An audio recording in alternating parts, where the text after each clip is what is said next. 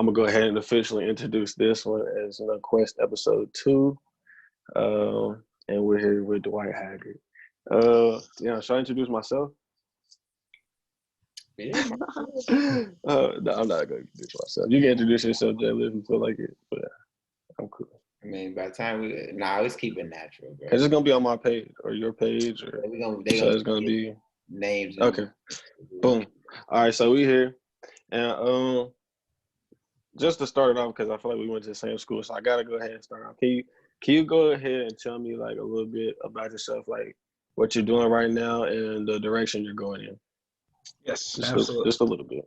Absolutely. Once again, my name is Dwight Haggard, and I had just completed my second year of law school, so I'm starting my third year this fall. I went to Central High School, and UK for undergrad, and then UK for law. So they call us super cats if you go from undergrad to professional school. So I classify myself as a super cat, and I am really interested in corporate, criminal law, and tort litigation.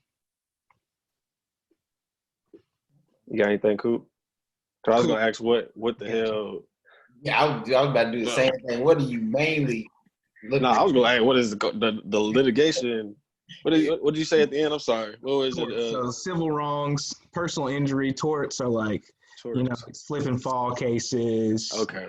Can include medical malpractice cases. Really anything that doesn't include the criminal law aspect. So any civil fights or things like that, negligence cases all fall under tort law. Okay. Mm-hmm. Okay. Yeah.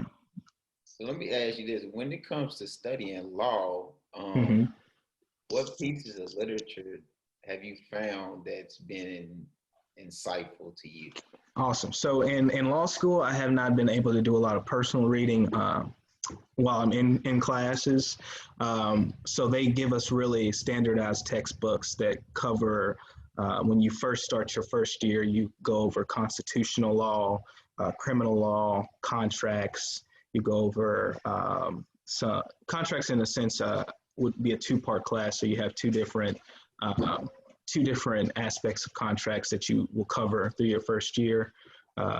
And what class, tort law, if I didn't say that, which is just kind of the negligence cases, like I said. So it really has been really a foundation of when you go to law school, they all teach you the same thing.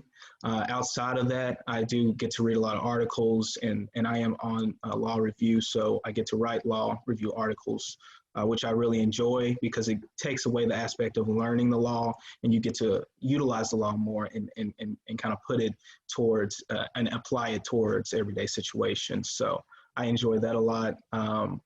Before going to law school, I did read a lot of criminal justice books. I read a lot of nonfiction, so a lot of history, because I was a history major in undergrad. Really just a plethora of books, and I enjoy reading a lot, so law school was kind of the pathway for me. What started all that, because being at Central, when you first walk in those doors, it's I can't explain it. No, right. I can't explain it with any words. Yes. But it's a feeling that you get when you walk in those doors. Absolutely. And you have to figure out what it is in life that you're going to do. Right. So what was it, when you walk through those doors that got you going in the direction that you're going? Because, I got my own story, but I don't want to take it away from what we're doing right here. So it won't take away at all. I think all of the stories are important because they're all, they all individually have certain aspects that create, our lives and make us who we are. And I think that's the important thing about Central is because you get to walk through those doors and experience that. And I had not experienced that from, middle school. And I knew going from middle school to high school, I wanted to go to Central. So even applying through the process, I had already heard about the law and government magnet there, in kind of just bits and pieces. But from growing up and arguing with my brother constantly, I knew, I probably wanted to practice law. I didn't really have a foundation and understand what it would be like to practice law, but I knew I was good at winning arguments and I could argue all day. So my mentality and paradigm actually changed from going to law school, before I got there and the journey that led me to there. So Central High School, the law and government program with Joe Goodman really instilled in me and kind of continued to progress my idea of what I wanted to be when I grew up. So that foundation and those magnets, not to just say law and government, but the magnets at Central High School really do give you that foundation of saying, I can see myself doing this, in the real world, in the outside. Outside of the school and education, I can see myself utilizing these skills and putting it towards something that, in the long run is going to benefit me. So from that and seeing exactly how the process worked with Joe Goodman, who's a former prosecutor, to just see how he could utilize his networks to get what he wanted for Central High School and the law and government program, that even made me want to do it even more, because I could see he was utilizing so many of his networks outside of Central to progress his class, but also to progress Central High School. So I could see him, using his powers to bring back and help the community. And, that it clicked for me.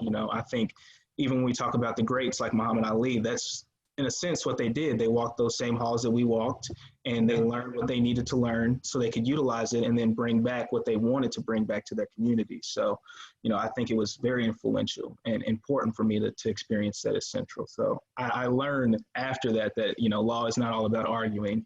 It's more so about creating a foundational and logical argument and sticking to that, because someone's going to break it down. It's not about yelling at the opponent or saying, you're wrong, I'm right. It's more so about, this is what makes me right, and this is the law that I can use to support and back that.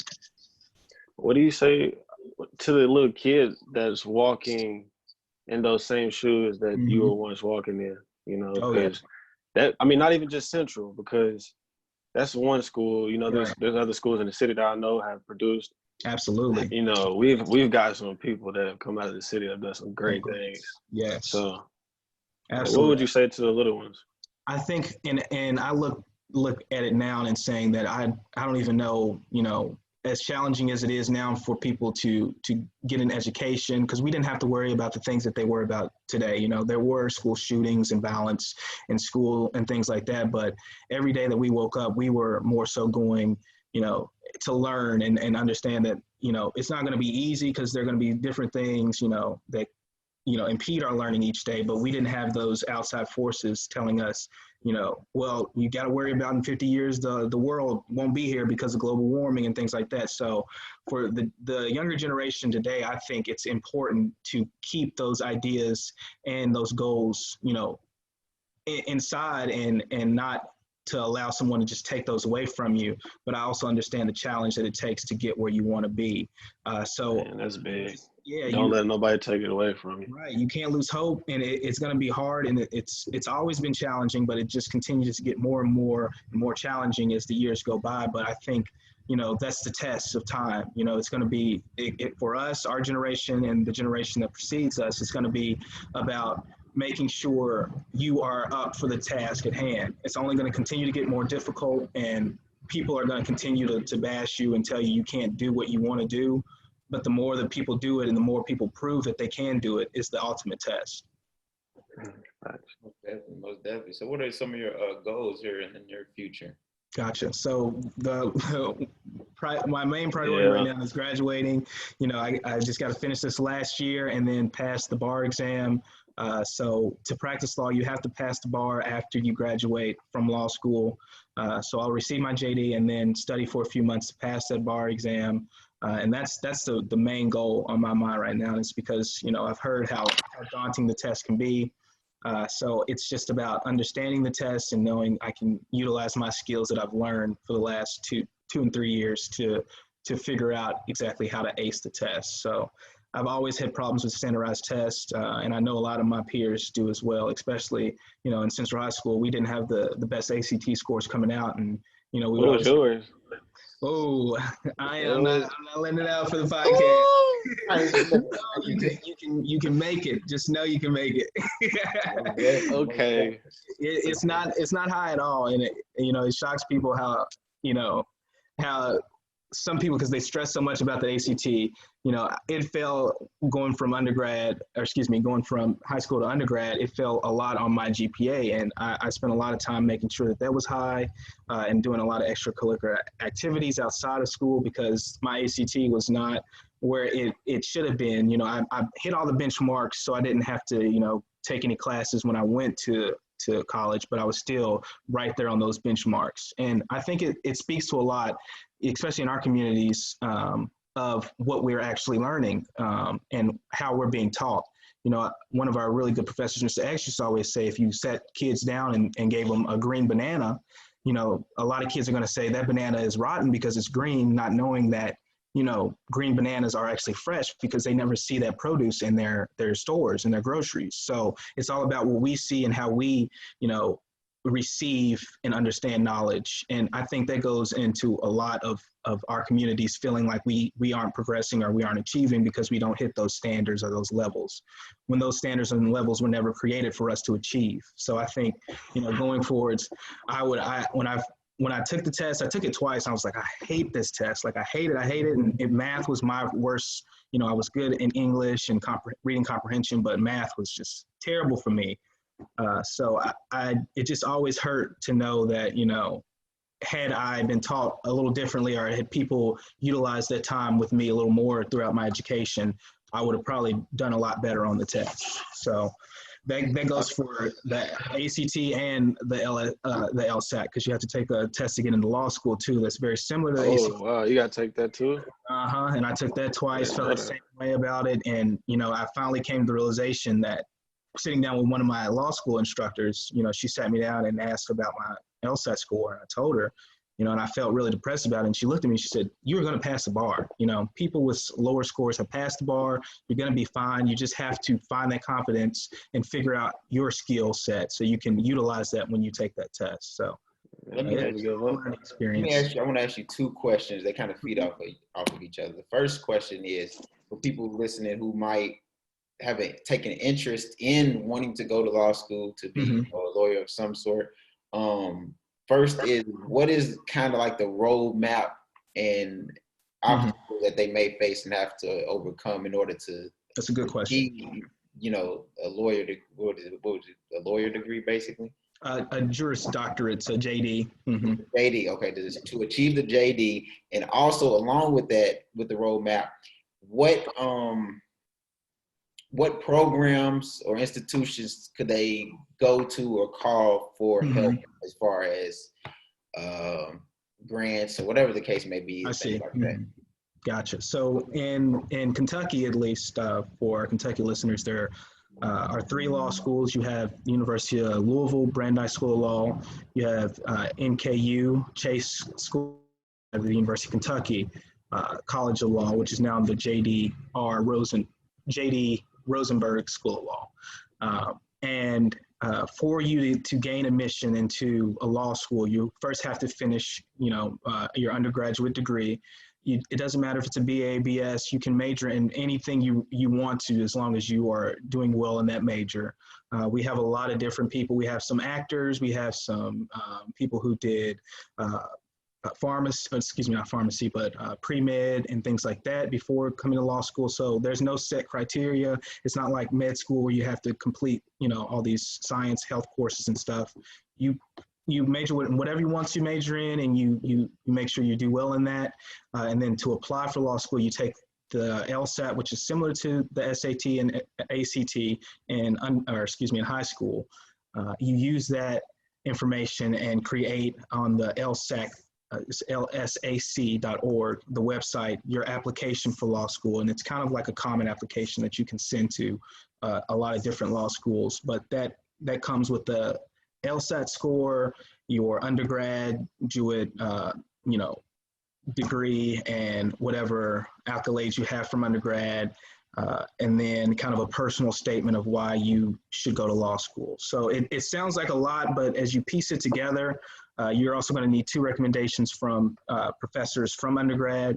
Once you start piecing it together, it took me probably about 2 to 3 months to finally complete the entire application and get it to where I want it to be. Because you're going to want people to review your personal statement and make sure it's, it has a good foundation, and because it's going to fall more on all that holistically than just the score, the LSAT score, the GPA. So I always tell my brothers and sisters, Black and brown students, you need to apply, because those challenges that you feel that you might face from your education and undergrad and stuff, you can learn a new skill, and you can utilize that skill from going to law school. And I had that problem getting out of undergrad, was that I was a political science and history major. I didn't know what I was going to do leaving undergrad. I felt as though I was stuck in a box, because I was serving at a restaurant, and it was good money, but it was like, what did I just go to school for? I can't, without a master's in teaching or something, I can't just go to high school and start teaching. So I would have to still utilize and figure out a way to enhance myself and the knowledge that I had to make sure it was profitable for me. And that's where a lot of students run into, is that, we get these undergraduate degrees and we feel like, well, they told us we had to go to school for the next 4 years and go to college and university, but they don't allow us or give us a job coming out. So it had to be more so about, and going back to Mr. X, him saying, you should not be going to school to earn money. You should be going to school to earn a skill. You need to learn a skill so you can utilize that skill and apply that to make money, because they're not going to just give you a degree and then say, here's $25,000 to start. They're going to say, here's your degree, make sure you pay what you owe in tuition and have fun in the real world. So it's like, law school was that step. It was also that security for me. So people look at it and saying, oh, it's going to be a challenge. It's more so a security to say, for the next 3 years, once I finish this and once I've passed that bar, I'm going to be able to utilize my skill, even if I want to work on my own. If I want to start my own firm, I'll be able to do it, because I have the skills and the techniques to do so. Man, cool. Man, you should have been there for Mr. X, man. I swear. The man had his own revolution within the school. Yes. Man, it was so crazy. Like that whole situation literally changed my whole look on life. For real. If you can be that powerful to have, I mean, like some stuff got taken away out of context, but at the end of the day, the reality that people saw from what was going on was still true. So seeing him being reprimanded, is that the right word? Yeah. Reprimanded from doing something that was revolutionizing our souls, I swear, because before I came to Central, like I was in between, I guess you could say in between cultures. So I was like straddling the fence, because I saw one and I saw another. Like I would be at home, of course I'm in a Black household, so I'm going to see that culture. But when I go to No Middle and Cochran Elementary, I'm growing up in a different situation, growing up and playing ball in church leagues around white people and stuff like that, even football to a certain extent, even though I played for 10th Street, which is in the middle of the hood for sure. But even though with all those things, like I was still straddling the fence, because when you grow up in a society, you see the white standard as what is supreme. And so like growing up, you might unconsciously or subconsciously be programmed to think a certain way just because of things you've seen growing up. So I was in between that, and going to Central helped me break free from that. And I saw what was really real, and I saw a guy like Mr. X do things that he did in there. And he taught us things that he probably in a school system, and our school system probably is frowned upon. Like, that's probably not things that you would want your kids to be hearing if you're stuck in that mindset. But for somebody who wants their kid to be free, and to understand what's really going on, I would start my own school and employ him for sure if he wanted it, and I'd pay him whatever dollar amount he wanted, whether it was $100 million or a dollar. I would pay him whatever, because he's that valuable. Yes, he's essential, necessary. Yes. Coop, I wish you would have been there for it, bro. Like for real.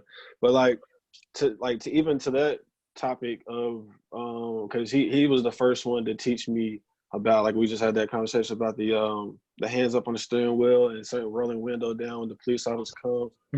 Certain things that would keep you in the what's the legal word for it? Because I know there's they use it in court all the time whenever you're doing like the right thing. I don't even know.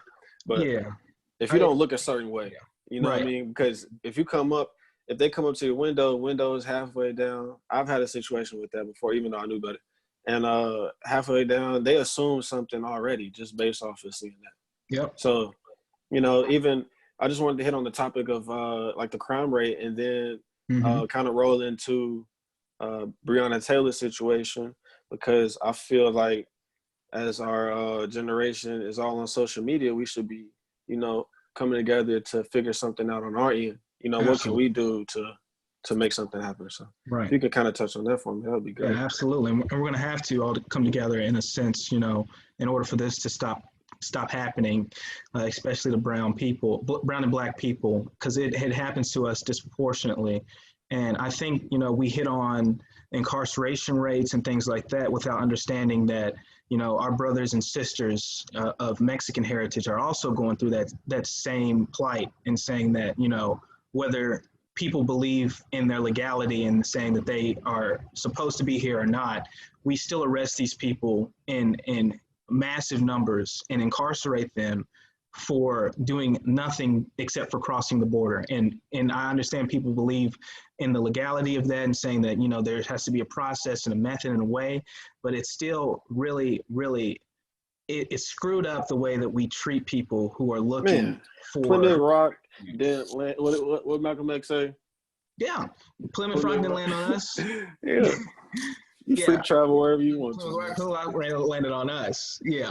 I'm with you, bro. And it's sad. It's sad to see that, you know, for so long that we've been able to hide the actual definition of what it means to migrate, and say that, you know, what Europeans did was migration, when it wasn't. It was not migration. That was domination. Exactly. The opposite of migration. Sure. That was control. It was about exerting control over and dominating, like you said, an entire continent, and saying that this is what we want from these people, this, you know, even in Africa, breaking up and putting borders on those countries and saying this country, you know, goes to Britain and this country goes elsewhere. And it's like, this is not the way we were meant to live. So we live under a police state, you know, as Black people, but brown people do as well. And it's unfortunate that we experience the same disparities, but don't realize that in order for it to stop, we all have to come together, literally all have to come together and say this has to end. And to touch on the disparity of Black people and saying, you know, how we are arrested and treated unjustly, it's not uncommon to see it. You know, we have video footage from the civil rights movement showing the way that Black people are treated when they protest peacefully, when they do things that white people do, and white people are treated totally different for. You know, we touched on it earlier about the social distancing aspect of it. You know, you go to New York and see that 87% of the people who've been arrested are Black, are brown, and it makes no sense, because you see who's not social distancing. You see who's at the Capitals protesting and things like that with guns and firearms, and how they get to peacefully protest, how they get to, you know, exert their rights, their constitutional rights. But then you go into, you know, inner cities and communities where Black people have been, you know, mistreated and forced into their own small segregated communities. You start to see that this is all by design, you know, to keep this prison industrial complex moving forward. We have to keep putting innocent bodies into this complex. So they funnel these innocent bodies and innocent people into these complexes, and then they don't care about what happens to them while they're in those situations, and they damn sure don't care about what happens to them when they come out. So we always hear about Black on Black crime and things like that, but Black on Black crime is not the issue, when the issue is that you've made all these Black people live in a certain area, you've taken away their economic stability and their support for each other, and you've given them drugs and guns and violence. So I hate to hear about Black on Black crime and saying it's unfortunate that we continue to kill ourselves. I get that, but I also see the design and the structure in which led us here, you know? So bro, I have a problem with that, bro, because people constantly bring that up in, I guess you could say, these little Facebook arguments that there's Black on Black crime, like a Black man killing another Black man. But there's a complex to that. There's a whole psychology to that. They're not just, if we grew up in the society that these same people that are setting the standard did, then it would be completely different. Of course, you would have your eyeballs and your people that fall off the wagon, but it would be a lot less in the numbers statistically than it is now. So yeah, bro, I'm 100% with you. Right, and this complex allows and permits, you know, the conviction of our people, you know, in a sense of when I hear about black on black crime, what I think about is justice being served in the sense of, are they going through the system of going through court and saying this is the crime that this person committed, therefore they need to be, you know, convicted or acquitted for it. And to see that when it's a white person who kills a black person, that we might not even necessarily have a trial for them because the prosecutor won't even allow the grand jury to let them indict the person for the crime that was committed, it starts to make sense. It's been this way. And by structure, we convict black people and brown people more often than we do white people for the same crimes that they commit. It makes no sense, you know. In Ferguson, they were talking about this. I read an article by Devin Carbato, and it was just about how many black people lived in Ferguson and how many white people lived in Ferguson and how black people were literally being convicted and in prison for crimes much more for these minor traffic violations or minor stop and frisk violations. They would stop and frisk black people more. They would convict black people more of crimes that they knew white people were doing because they wouldn't even stop the white people. You know, they would just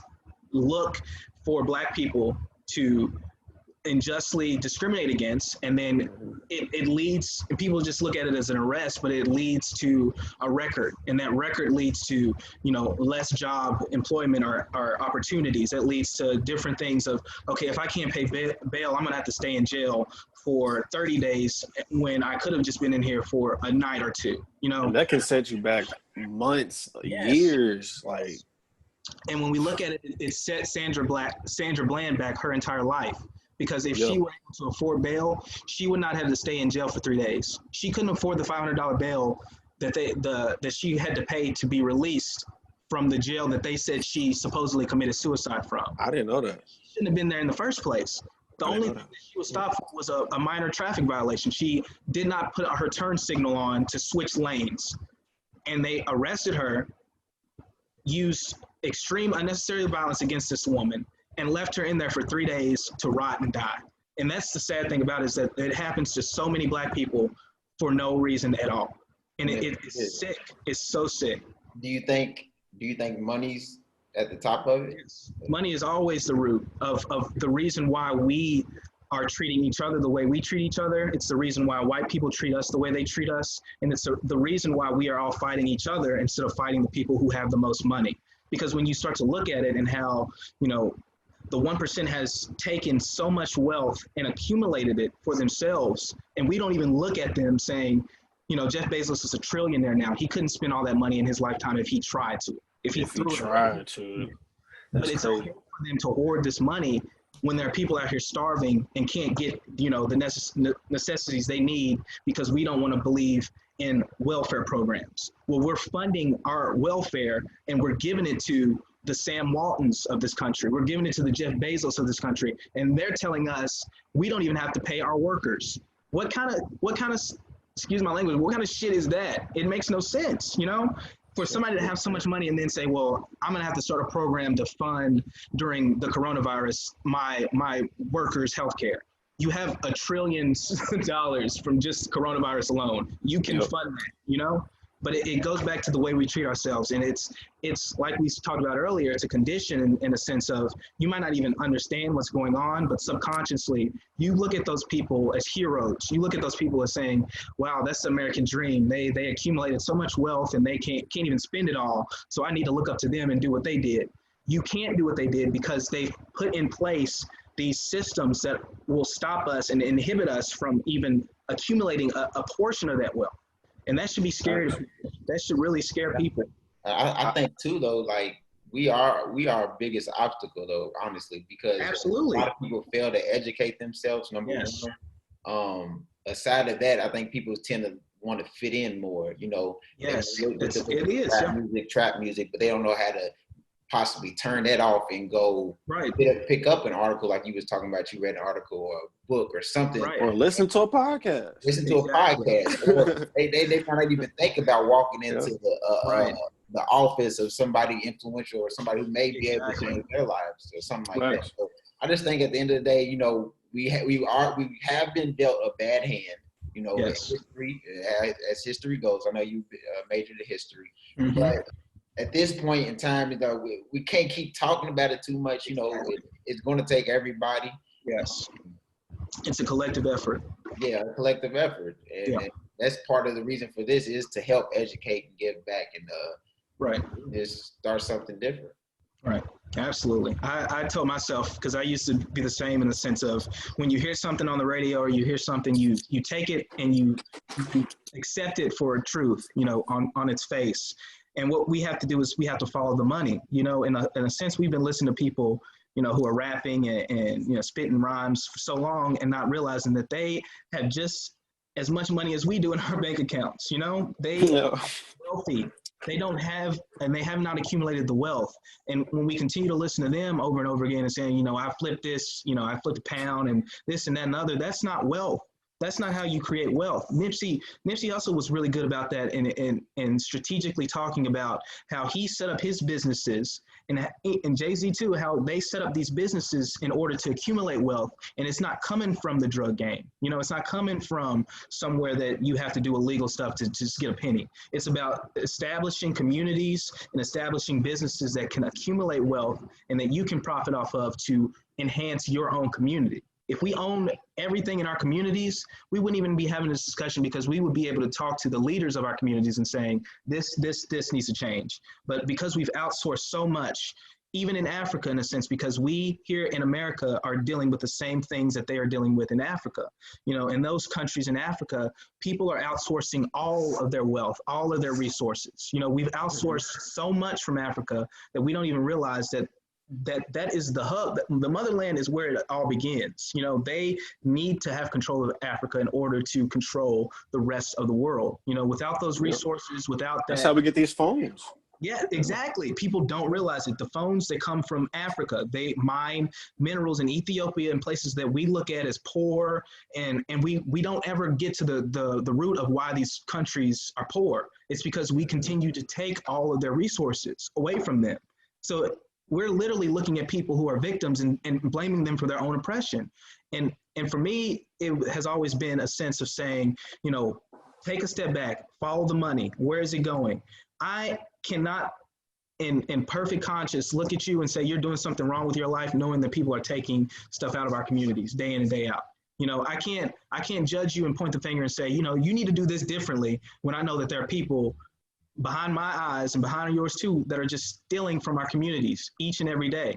And that's not to say that I don't support, you know, trade and barter systems and things like that, because I essentially do. I just think that we need to be fairly contributed, or we need to be funded for the minerals and the everything that we've put towards in this economy. We need to be supported for, and we need to be, you know, we need to be paid back for, in a sense. It's about reparations, and it's about making sure that the people who have been treated poorly for so long are finally supported, because otherwise, and it's going to take us to step up and place that argument. But for so long, it's just always about us fighting each other. It can't be that way anymore. There's like this thing that's like, I don't know, it's like holding everybody back or something that's, I can't put my finger on it, but I know for sure that I want to put out more holistic healing, you know, methods, whether that's eating, stretches, because stretching is really holistic. People just don't even realize that sometimes. But if we can get to a point where we're providing the things that the people need to be essential to their lifestyle, the lifestyle that is, you know, bringing in everything that they need. From minerals to like jobs, like that's what I'm trying to do.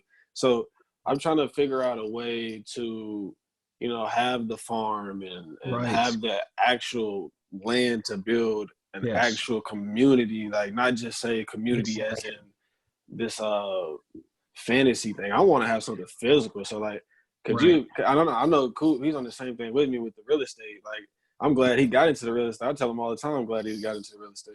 Absolutely. But there's a legal side to it, bro. And if you could touch on that, man, that'd be dope. Absolutely. I think that is so important is because, especially here in Kentucky where we have so much land, you know, we have to value the land that we have. And in a sense of, like you said, it's a legal aspect of it too, because once you start understanding how land is traded and given generation after generation, you know, you understand what it takes to actually even start to get in the process of owning land. You know, it's not to say that it's hard as much as it is. It's more so you have to be determined, and you have to always continue to keep in the back of your mind that this land is valuable. You know, and my family personally, we own, you know, a couple acres of land, and I've always seen the value in that because my grandmother taught me the value of it. She was raised on a farm, you know, and my great grandfather was a farmer, and, you know, he did things to make sure that his family was stable. You know, back in the 20s, 40s, when you have 8 kids, you know, you think about that now, it's pretty much impossible to fund 8 kids without having your own land.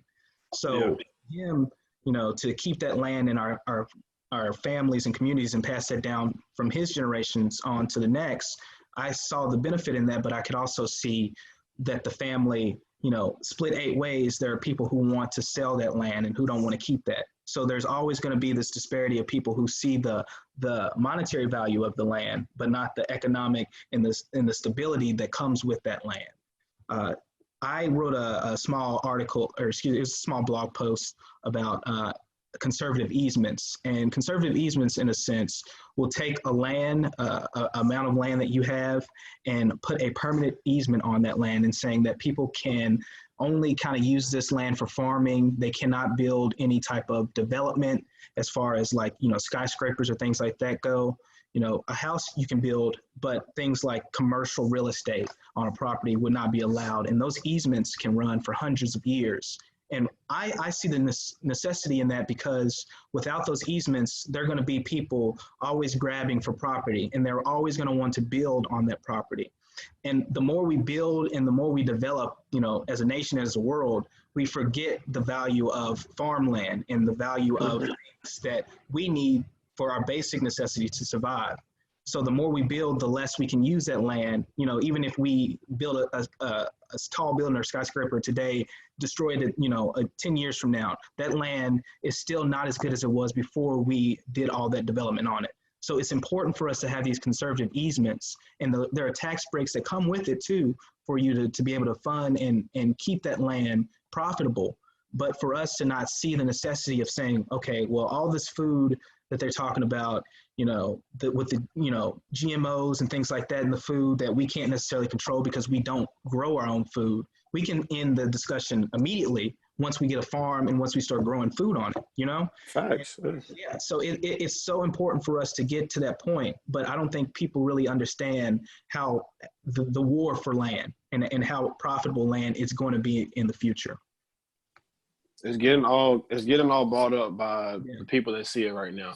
Exactly. So yes. If you, like, the thing is, if somebody is willing to put a couple thousand into themselves, or like into whatever enterprise, you gotta work together. Like if you're willing to put some money here, you gotta be willing to put some money there. Like, you know what I mean? Like, it's gonna take some money to get this thing rolling. Yes. And to have a real vision. But I'm thinking, so I had presented this idea to, I hate to bring this up and put this out there, but I had brought this idea up to my high school, what is it called? Group chat. It was like a reunion thing they was trying to set up. And I just mentioned, like, everybody's in here talking about this and that. If we all just put, I might have said 1,000 at the time. I think I said, if everybody put $1,000 in, and it's 100 people in there, that's $100,000. I said, we can buy the place that we want to talk about having the event at, and we can make money off of it on the back end. Like, the idea was so far-fetched from whatever they were going through that they shot it down and dismantled it. So I just left it alone, and I just left the group and all that, because I wasn't even about to try to change their minds. Right. But all it takes is literally, like, for 100 people had $1,000. we literally got $100,000 to do whatever. They're back in revenue in a year. Yep. And probably with 100 people, it's gonna happen faster because that 100 people knows 100 people. That 100, exactly. You know what I mean? So it's gonna grow faster, and the algorithms that's set up like the same way they use the numbers for YouTube and Facebook and Instagram, we can use that same understanding in real life and get the same numbers through people. And so that's all I've been trying to do is decode this matrix, because it's a real deal matrix out here. It is. It really is. Yes. And so once I get the full understanding, I think that's just a part of my quest, my journey. It is to get where I want to get to. But yeah, bro, like it's been hella inspirational, because I think like what you're doing and where you're going to be it's all been great. So it's been fun to watch, from afar. And now we get into finally get to interact and stuff. So yes, brother, I appreciate it. Yes, sir. Thank you. And well, look, we didn't want to make it too long, but it's already 1 o'clock. I don't know if you got something to do or not. No, I'm good. I know Marcel's got to work, but I'm good. I got to work. Mm-hmm. But hey, honestly, I don't care. I mean, I know this is gonna be out there in the public, but I don't care. Like, this is something that I want to do, and that I'd rather do instead of going to work for somebody. And I know how to make money on my own, so exactly. I moved that way anyways. Before today or any other day, any other job I've had, I've always moved in a way that if it's my time, it's my time. Like I don't, it is what it is. So, absolutely. But if you got time, we can find. I got hella stuff we can. We didn't really hit on the Breonna Taylor situation like I really wanted to. Absolutely, that's right. But yeah, so cool. You got time? Yeah. You got time? Cool? I got time. Baby sleeping, Oh yeah, I got some time. If you want to go in on that one real quick, because I definitely would like to go in on that one. Yeah, I think it's important for us to start that discussion too. And I've talked to some friends outside of Kentucky who heard about the case recently, who are trying to get some more attention and more fire put on the case. And I think, it's like we talked about earlier. It's unfortunate that this continues to happen to Black people. 8 times being shot in your own home. I can't remember the young lady who was shot in her own home a couple months back or prior to this. It might have been in 2019, but all she was doing was standing in her living room and she was shot to death. So it goes without saying that we can't do anything. We can't run, we can't jog, we can't put our hands up, we can't lay on the ground, we can't ask for someone to stop, choking us because we can't breathe. We can't say anything, we can't do anything without this being the ultimate, decision that they make on the other end. And it's always about life or death for us, and I talked about in a piece not so long ago, we've always talked about what we could have done differently and what, the victim should have done in the situation. Well, she shouldn't have ran. She shouldn't have yelled back. She should have shut up. She should have sat down. It's no longer about what she should have done. It's about how long she had to live. And we have to start looking at it in that sense, especially when dealing with white supremacy. It's not about what we can do differently or how we can do it differently. There have been enough innocent people killed now for us to know there's nothing that they could have possibly done to secure their survival. It's about how long they have left to live before a white supremacist decides, I want to end that person's life. And it's all come back down to that. And we in this country, not us per se, but this country in a sense has promulgated and continued to push white supremacy for so long that it is a part of this nation's culture. And it sucks so much that the change has to come from the people who are actually doing it because they don't want to change, so it's going to take more than us just saying, we're going to go on a protest and we continue to protest and we're going to have to protest. It's going to take more. It's going to take a lot more for them to wake up and say, we cannot continue to treat innocent people this way and get away with it, You ever seen Spook by the Door? It's a story of it's probably once I heard it rung like a bell in my head because it was like just a catchy phrase, "Spook by the Door." I'm like, what is that? That's a scary movie. So I was like, no, I don't want to hear that. But I heard Nipsey because I think the first place I heard it was from the Breakfast Club, or it might have been one of those interviews with Nipsey Hussle. And he spoke about the Spook by the Door situation and how it related to what he was doing, but I don't think he was you can't speak on certain things when you're at a certain level. So I think he left it where what it was and let it keep rolling. But my idea of it, well, what I got from it is there was a black man that infiltrated the CIA. I see. And there was competition. So basically the whole thing started from the CIA's inside idea to create a position for a black man, so the public can think that the CIA is trying to integrate, and and how they promote this integration thing to us and have been for years, and now it's kind of like full effect. So, basically, that was the whole reason why this guy was put in this situation. So him and a group of other black men were selected to represent for the CIA. So they went on this like long course or whatever to be selected.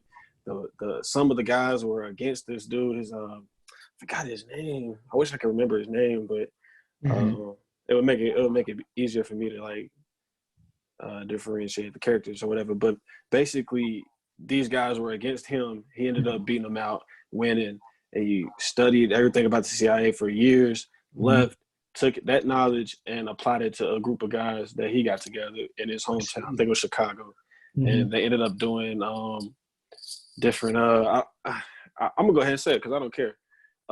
They were killing police officers and setting up like organized, it's not crime. They were setting up like organized operations, just how like they have like Operation Lantern Spike with Martin Luther King.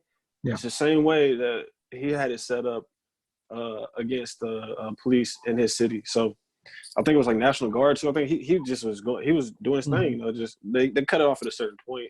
There's an older movie. There's a book to it, but I honestly think that like that's like I took that idea and I'm like everything I promote. Yeah, I have this idea that I want to have like communities and all this, but you got to protect it. Exactly. So you got to have. It's about yes. And you have to take that, and it's unfortunate, but we know from history that we have to defend ourselves, because it's no longer about the nation coming to our aid and defending us. It's never been gonna help us. They only come when it's time for us to, as a nation, go to war. And then they say, well, we want this, and the other to come and fight, and we're going to draft, him, her, it's not her, but him, and him. And it's like, okay, but what about when we get back from this war?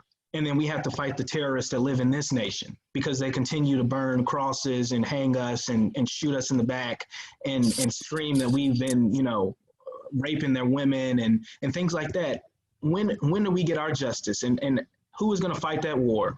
And it's so unfortunate that we have been fighting for this country for so long only to continue to propel white supremacy upon the nations, overseas. And it's like, I'm done. I'm tired. If I can't get support fighting for what I believe is right, because all I believe is that someone shouldn't be shot in the street for going into a home, because he's black, by two armed, terrorists in a sense. That's all I want. And that's not something that is illogical, and that's not something out of the sphere of wanting your country to do. It's to support its citizens, especially the citizens that have not been supported for so long. It does not make sense for us to continue to say, well, we got to go fight this war. We got to, Donald Trump's getting back in it with China. It looks like we're going to have, a war with China. I don't care. Donald Trump and his war with China has nothing to do with me and my people here who can't even get a fair and just trial because we're too busy trying to convict people who haven't done anything except give somebody some weed in a bag, and we want to lock them up for a lifetime for things like that. But then we turn a blind eye to people who go and shoot somebody in the street and record it because they feel like they have the right to do so. So it's messed up, it's so clouded and people don't see the disparities, but the people who do see the disparities, who don't talk about it, profit off those people who don't see it. They really profit off of that. Yeah, I think the situation with Breonna Taylor is very unfortunate because I don't think that anybody in their right mind expects something like that to happen. Exactly. And that's why it was probably so shocking for a lot of people. Like, you're like, what? This happened? Nah, this can't be. Right. But when you sit down and think about it, and to think about the response that they've had, and they're just now launching investigations and doing this and that months afterwards, if nobody said nothing, they would have just swept it under the rug. Like they've done everything else. And there was a time when I felt like I was getting like preyed upon. I'm not saying I'm like this big figure or whatever. I'm this Don Julio guy or whatever, but I got pulled over 5 times in 1 month. Like, that's something I can't explain. And it's like, and I speak on things, and I'm gonna always speak my mind. So for that to happen, I feel like, not saying that they just preyed upon me, but it's like once they got an idea of you, or got an idea of the type of person, because these police officers, whether they want to admit it or not, they know who's in these neighborhoods. They patrol these neighborhoods. So if they see somebody out of the ordinary that's not there usually. You're not going to tell me a government as powerful as our government, state, local, federal, any government in this country does not have the power to monitor and know about its citizens. So when people hit me with they didn't know it was you, or they didn't realize, there is no justification for it. And you have to stick with your truth, because there are going to be people who discourage you and say, it's not that big of a deal. You're pulled over 5 times when they didn't get pulled over once. And if they had been pulled over once, they would have been freaking out. I've seen so many times with people from just the altercation itself, because we don't know who is coming out of that police car, how they feel when they get pulled over. So to deal with that 5 different times, that's trauma. It's like, in a sense, what am I doing wrong in order for me to be pulled over 5 times when there are people out here shooting people in the street for no reason? I filed a complaint on them. I filed a complaint. So after the first little incident, so I'm not gonna lie, I'm not gonna portray myself to be this guy that's just been in all type of trouble or whatever. I've usually been on the straight and narrow path, but like this last year and a half, I've had like a like legal issues that have happened that I'm like, like, how the hell did this happen? So, but it's happened after this one incident of me having to file a police report, and whatever it's called. So I had to file the complaint to get my ID back, because the officer didn't give it back after he had pulled me over. He had thought, because I was in Valley Station, that's like the whitest town ever. I'm not gonna lie. So I got pulled over, and this is that situation I'm saying I should have had my window down. I had it like halfway, but he thought I was trying to hide something. So he pulls my door open and tries to pull me out the car. And I just like look at him, give him this look like, you're not going to pull me out of this. You're not really thinking about pulling me out of this car. He just like lets me go. And I don't know if the look did something to him. I'm pretty sure it did, because he's a police officer. He don't care. But so he kept my ID, but I could tell he's like really flustered, because I'm not fully educated on the law. I'm not going to sit there and act like I am, but I know a little something, and I know that I don't have to do certain things. Right. And so I'm using like the little things that I do know, and it didn't work in my favor, because he could do whatever he wants. Exactly. I ended up getting detained, putting the handcuffs in the car while he's searching the car. Didn't find nothing, but wrote me he wrote me 3 tickets. I still got, I don't want to speak on stuff, but it's still like in court and everything right now. But it's just crazy to how like the system can do do whatever they want, basically. In a split second, just ruin so much that you have going on in a split second, because they know that they control exactly how much money they're going to make you spend on violations. They can control, like we talked about Sandra Bland and her bail, they control if you're getting out of jail. If we put you in here tonight and we know that you can't afford bail, you're going to be in here till tomorrow, the next day, until you get your hearing. And it's unfortunate that we continue to do that to so many people. It's like, in a sense, we don't care what happens to Black people when the police are involved, because we feel, and not us, Black people, but society feels that Black people are inherently a threat no matter what they do. Just driving, they're a threat. So they need to be pulled over and they need to be checked and stopped. And our Supreme Court of the United States has given so much leverage to police officers to do that. So when we're in these situations, in these encounters, because we see a lot on Facebook and things like that, people saying, I'm not getting out of my car, I'm not doing this and that and the other. The Supreme Court has given express authority to police officers to say, as soon as they approach your car, you need to get out of the car.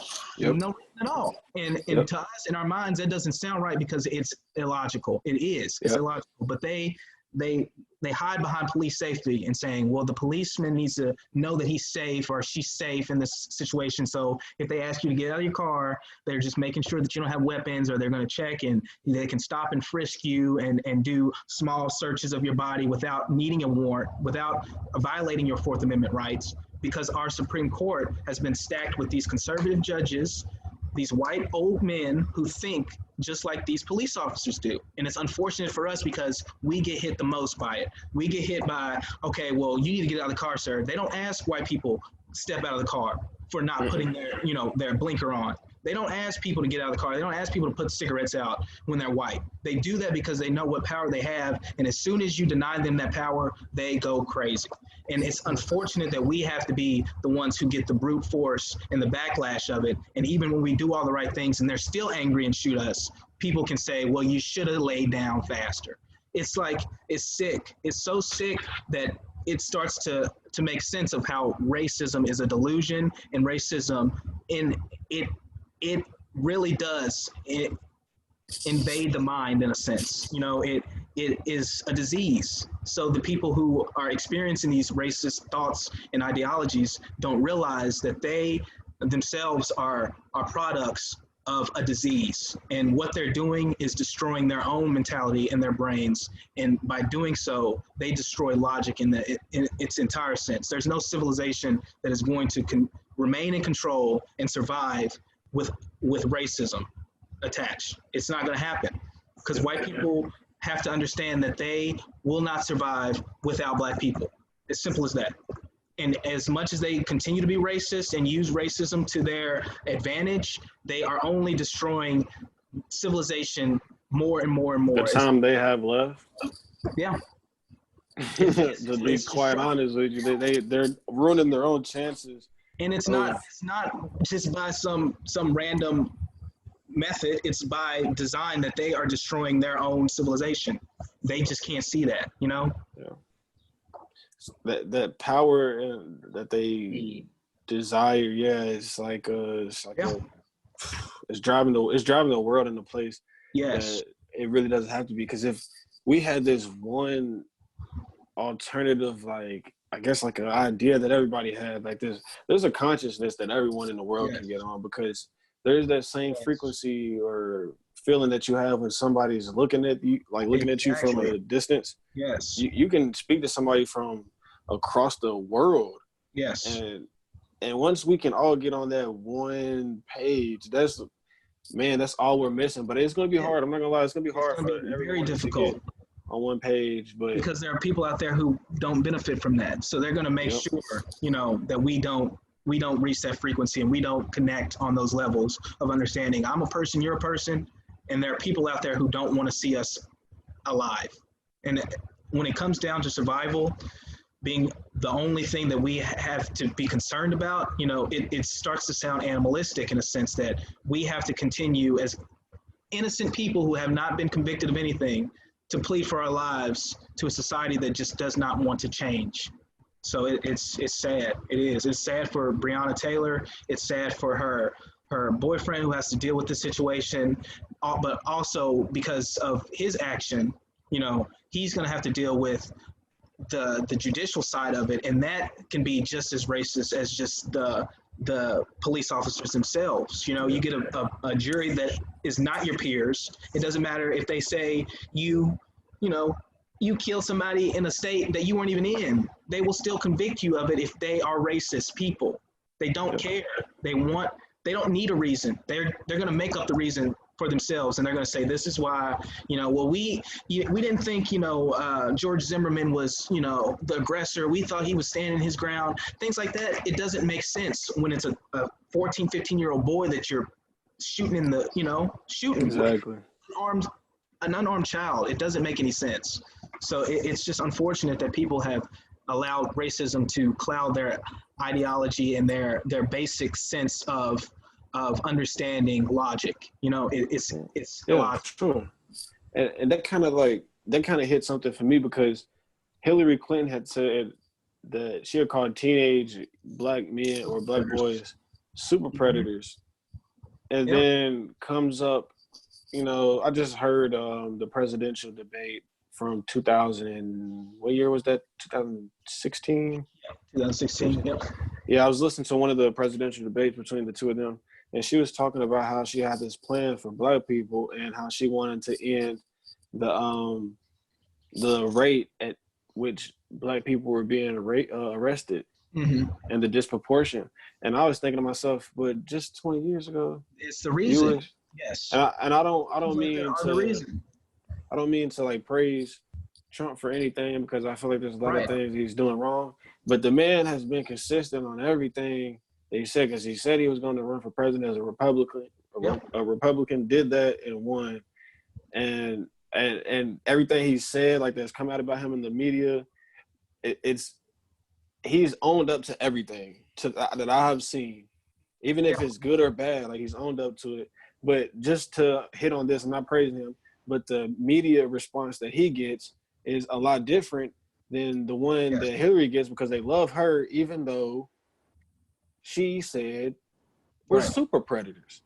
You know what I mean? Like, I'm not choosing between the evils, because that's not what I'm trying to do. I'm not trying to persuade anybody to do that. But when you look at it with a clear eye, you see that they're deliberately trying to push you in a certain way. Right, exactly. And I think it's important. I think that distinction is very important to understand, especially because our generation, in a sense, is so, I don't want to say we're lucky, but we are lucky to have seen the vivid expression of and the interactions that the media has had with former President Barack Obama and President now Donald Trump, and to see how the news medias and outlets, whether they lean right or left, portray the things that those people are doing. So when I turn on Fox News today, I see Donald Trump being, honored for doing something that he did right. When I turned Fox News on 8 years ago, it was, I cannot believe this man has on a gray suit. He put mustard on his hot dog. Our democracy is failing. We turn on CNN today, Donald Trump has arrested and, locked up all these undocumented immigrants. I can't believe he's putting children in cages. 8 years ago, CNN didn't have anything to say about President Obama doing the exact same thing. It's like, oh, this is how they keep divided. This is exactly how they do, because these presidents aren't doing anything different. They're all upholding white supremacy. So whether or not we are going to talk about, Donald Trump cheating on his wife and them calling Michelle Obama a monkey and not even a woman, a man, it's like, oh, okay. I can't have any type of argument with people that think that way, because they don't see what's going on. They don't see the difference and the disparities that come with us talking about these officials, because they don't understand that the officials are doing the exact same thing. So the response is different, but then when you add a woman into the mix, it's like, oh, okay, now they get to play a different card with different people and different audiences, because it's now saying that, they're watching Hillary Clinton debate Donald Trump, and even, like you said, her record of showing that she does not care about Black people. It's so unfortunate that she felt like she could dispel these rumors by acting like a person that she's not. All Donald Trump did was show who he was. At the end of the day, Donald Trump was up there saying what he thought. When people still ask him today, it's China. He does these things because he knows who he's talking to. When people are back, excuse me, say what you people like just going back and saying, I didn't mean that 20 years ago. I didn't mean when I said, Joe Biden in the same sense. You said what you said, pedophile Joe. Right. Did you mean it, or did you just say it because at the time you were saying it to get the nomination or election? So why should I believe you now? Why wouldn't you say crazy stuff now to win the nomination? And why am I supposed to believe you? Why would I put my faith in you? It makes no sense for us as Black people to just continue to support these parties that don't care about us. They'll say what they need to say, shake our hands when they need to shake them, and then for the next 4 years, people gunned down in the street, innocent Black bodies just destroyed for no reason. They don't have anything to say. I'm too busy on the golf course, spending tax dollars to say anything about that. So it starts to make sense because we get to see it day in and day out. And I'm so glad that we got that opportunity to see, and I'm not saying that I agree with what President Obama did for his 8 years. I'm not saying that he did the best that he could, but to see the reaction to what he was doing compared to what Donald Trump is doing, I don't care what you put on your hot dog, and I don't care what color suit you wear. All I want to know is what these policies are doing for my communities, and are they helping us, or are they destroying us? Simple as that. You know? I love Obama. I don't know if it's going to the Senate today or not about the second stimulus package. Uh-huh. Yeah, I heard about that. You think that's going to pass? No, sir. No, sir. And it's unfortunate because people are in need right now. They are in desperate need. And it goes back to these programs that we continue to fight for day in and day out. You know, the millionaires and billionaires in this country are not feeling the brute force of coronavirus the way we are feeling it in the middle class and lower class communities. And that is because they have taken so much wealth out of the communities and said, you know, you only need to make $7.25 an hour, you know, if you work here, even though these corporations make billions each year. All you need to make is $7.25 an hour. So when things like this happen, when they abruptly stop work and tell people they can't go to work for months on end, it creates more of a disparity in wealth, which a lot of wealthy people are not, you know, upset about, because that wealth is still generated, and they've generated enough to continue the accumulation. Whether or not we spend or not, they're still going to have money at that in the top 1%. What is going on right now, though, is that we have poor people fighting against poor people for something that isn't there because it's been taken away. So all that value and all that money, you know, has gone to the top. And even that last stimulus package benefited more millionaires than it did the people of this country, the people who have the less wealth. So this next stimulus package, exactly, like people haven't even got their first one in, and the second one it's a guise, because with our Senate and our, you know, the majority leader, Mitch McConnell, that man does not care if you died of starvation tomorrow.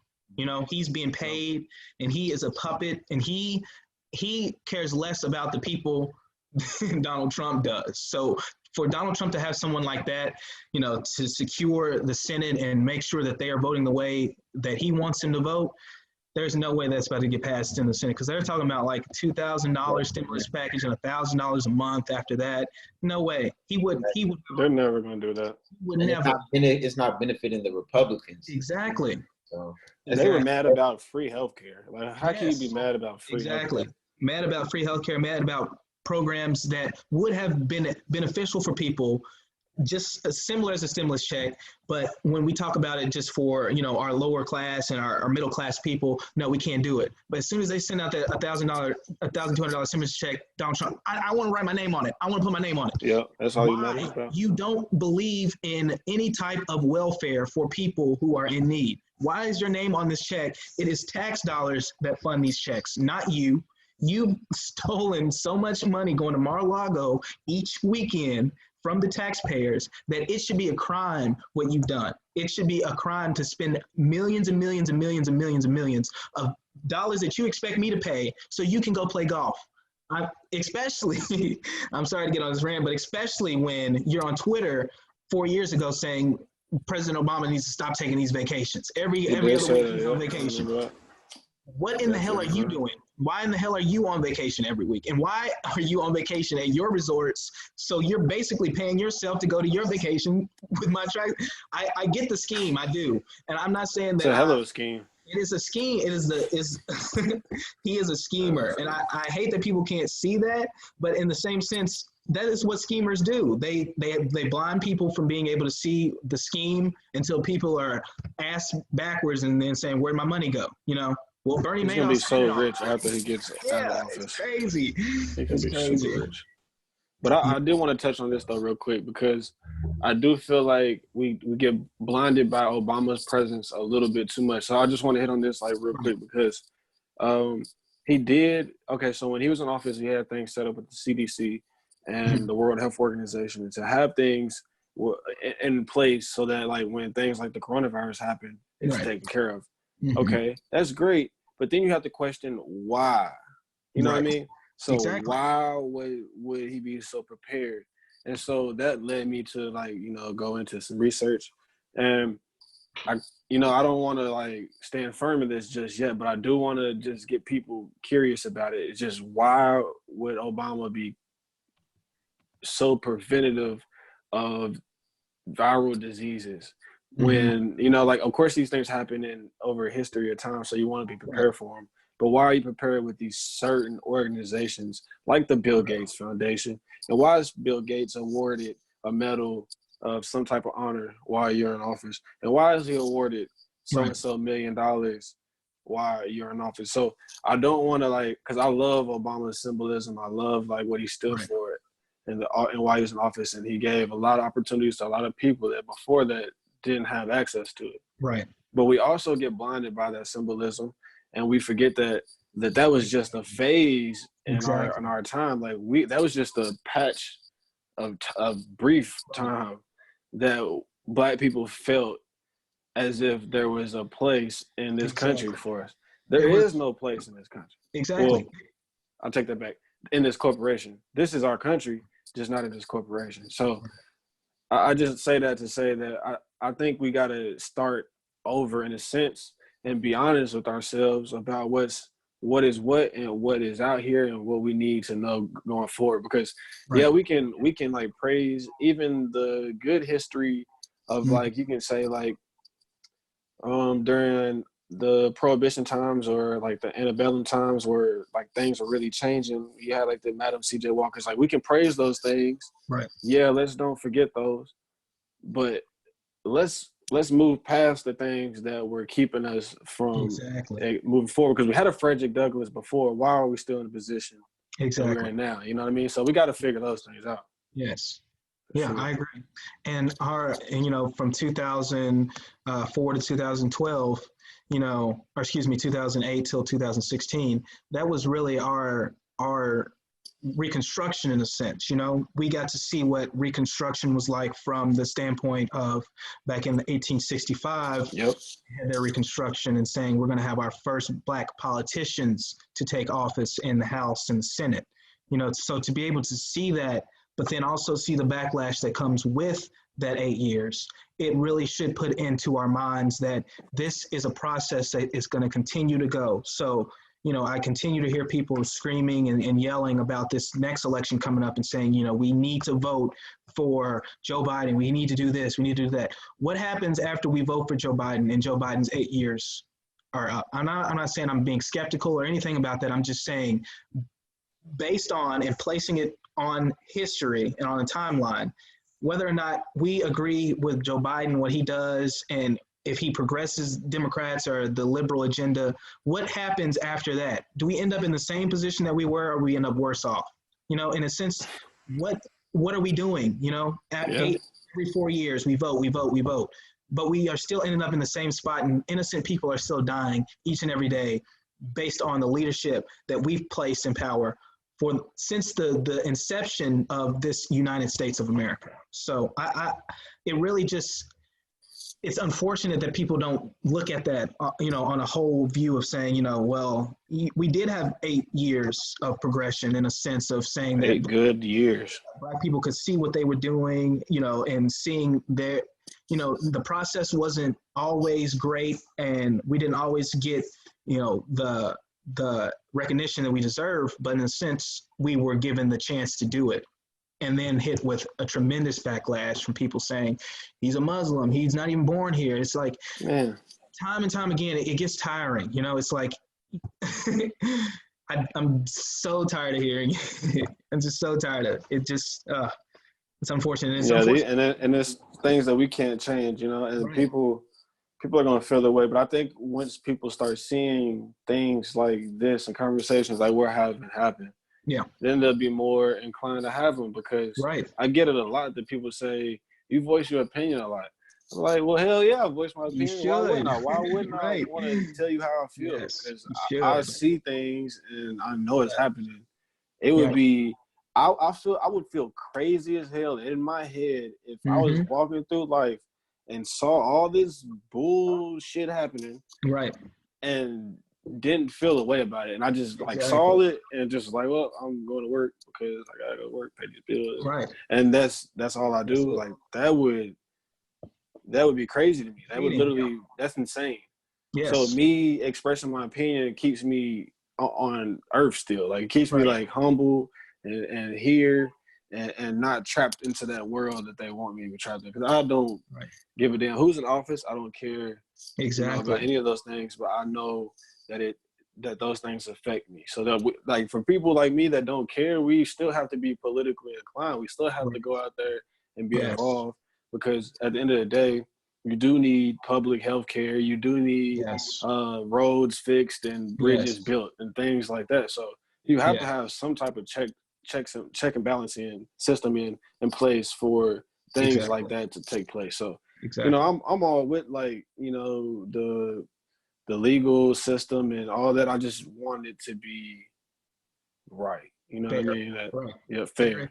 Fair. Yes, absolutely. And you deserve it to be, because time and time again, we continue to dispel the notion that Africans and African Americans built this country.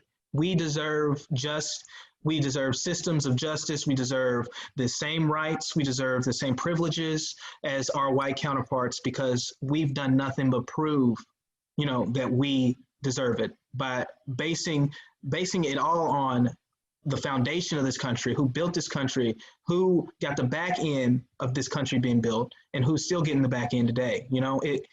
There's no question about it. No question. If all we're asking for is fairness and equality, we shouldn't even have to ask for that. That's true. Yeah, that's true. There's this thing I just want to put out there real quick, because I think we also, like you mentioned, having equal rights, and so with the equal rights thing, for me, like I hear that, and I'm thinking like, for like the majority of people, I know you're probably not on this level, because with the conversation we're having is nowhere near any conversation I have with, like, on a typical day. I can't go into work and have this conversation. I can't go to a doctor's office and really have this conversation, whatever the case may be. But so, like, the people, when they think of equal rights, they're thinking of, I can walk outside and do the same things this guy does that has all of this privilege, right? So that's not the right that I'm thinking. In my head, I'm thinking the same right to create the same way they do.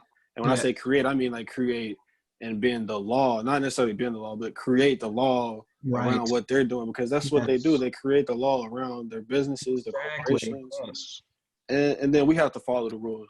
And so that they keep us in that box. And so I just think, along with the rights, I want to put this out there, that we also got to be like strong and stand firm on getting that corporate right too. The ability to create. Things in our communities, because we don't have that right now. we can't go create or develop land right now. I can't name one black land developer. Right, not in Kentucky. It's like so it's just things got to change. I think we're on the forefront though. Nothing, yeah. Did you got anything cool? And most definitely, we didn't talk about everything. We didn't talk about a lot. Yeah, we did. We covered a lot. Yeah, most definitely a lot. But I think it's a lot more to come too, honestly. Yes. We should probably do like a part 2. I'd love to. I'd absolutely love to. When it comes to I'm gonna be that cool. I was just saying, when it comes to the legal side of things, that's gonna forever be going on. We're gonna forever run into challenges and things in the news and all of this. So like y'all said though, as far as the presidents and everything, I'm looking forward to see what's to come. Oh yeah. Yeah, what y'all got? I think we did it, y'all. That was a good one. That was a session right there. Yes. Yes, it was. Yeah. Well, because I really just wanted people to get value out of this one, like some type of motivational value, and then to grab some tools from you. I think that this conversation gave people a good insight.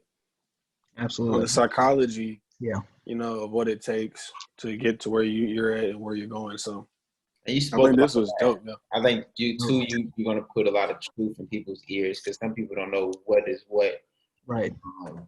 And to hear it from somebody of our color is something that kind of, that makes sense, I agree, gentlemen. Thank you both for giving me the platform. I mean, this is where it's at, and this is where it starts. It's going to be up to us to discuss, to come, and I've gained so much knowledge from just talking to you two today.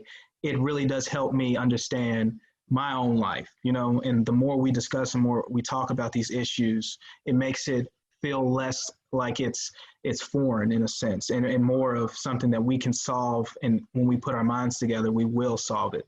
And there's no chains that can keep us down. The more we talk and discuss. Yes.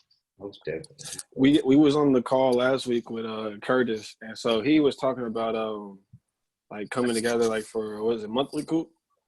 Yeah, like a month. Bro, that'd be dope. That'd be dope. We just get everybody. Everybody, and you know.